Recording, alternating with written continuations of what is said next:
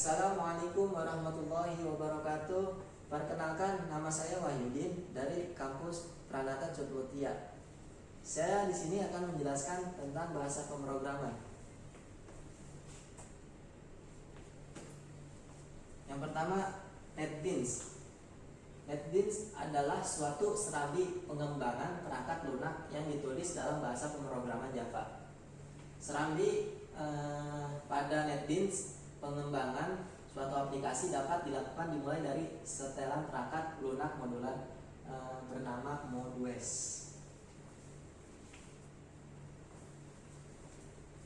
Kelebihan dan pengurangan kelebihan NetBeans: yang pertama, bersifat multi-platform. Yang kedua, bersifat dinamis. Yang ketiga, bersifat objek orientasi. Dan kekurangan NetBeans: yang pertama, membutuhkan memori dalam jumlah besar. Yang kedua, harus melakukan compile untuk setiap baris program. Yang ketiga, mudah untuk didekompilasi sehingga lebih mudah dibajak atau dimodifikasi.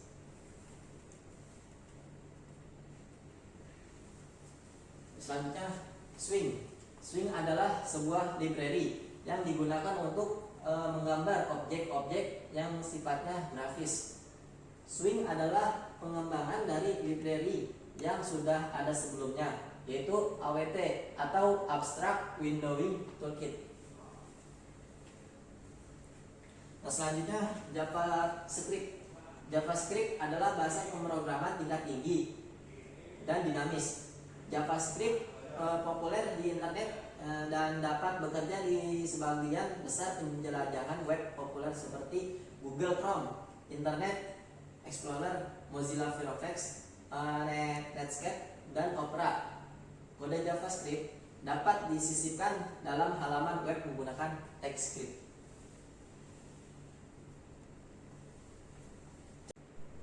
Cara kerja JavaScript yaitu segala proses yang dilakukan JavaScript dijalankan oleh pengunjung web atau klien. Pengunjung web mengirim permintaan atau request, yang kemudian request tersebut akan diproses di server. Dengan melalui peramban web, hasilnya akan dikirimkan ke pengunjung web. Selanjutnya, kelas, objek, variabel, dan method. Yang pertama, kelas adalah cetak biru atau blueprint dari sesuatu. Kelas adalah rancangan atau konsep atau ide. Yang kedua, objek adalah instance dari kelas, bentuk atau contoh nyata dari kelas. Objek memiliki sifat independen dan dapat digunakan untuk mengakses atribut dan juga metode. Wujud kejadian kenyataan dari rancangan atau konsep ataupun ide. Yang ketiga, variabel digunakan untuk menyimpan nilai yang nantinya akan digunakan pada program. Yang terakhir, metode adalah urutan instruksi yang mengakses data dari objek. Selanjutnya, packages, encapsulation, dan inheritance. Yang pertama, packages adalah koleksi dari beberapa kelas dan interface yang berhubungan dan menyediakan proteksi akses dan pengolahan namespace. Satu, package adalah satu folder di file system. Package berguna untuk mengorganisir file dalam suatu project atau library. Nama package menggunakan long phrase. Nama package mengikut nama domain atau perusahaan dengan susunan terbaik.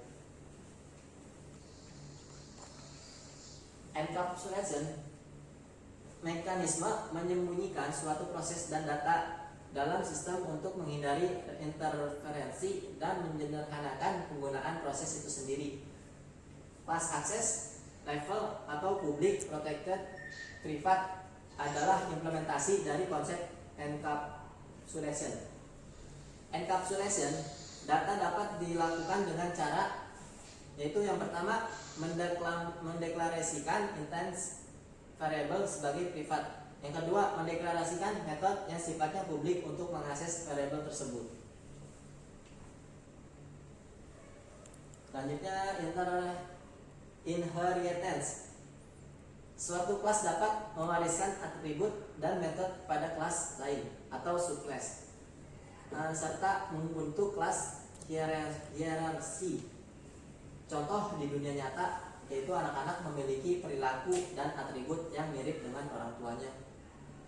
Penting untuk reusability atau penggunaan ulang kode program. Tidak diperlukan menuliskan kode yang sama berulang-ulang.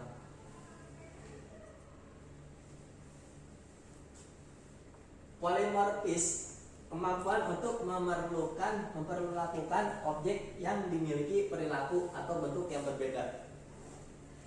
Implementasi konsep polymorphism. Yang pertama, overloading. Kemampuan untuk menggunakan nama yang sama untuk beberapa metode yang berbeda parameter atau tipe dan atau jumlah. Yang kedua, overriding. Apa itu overriding? Kemampuan subclass untuk menimpa metode dari subclass, yaitu dengan cara menggunakan nama dan parameter yang sama pada metode.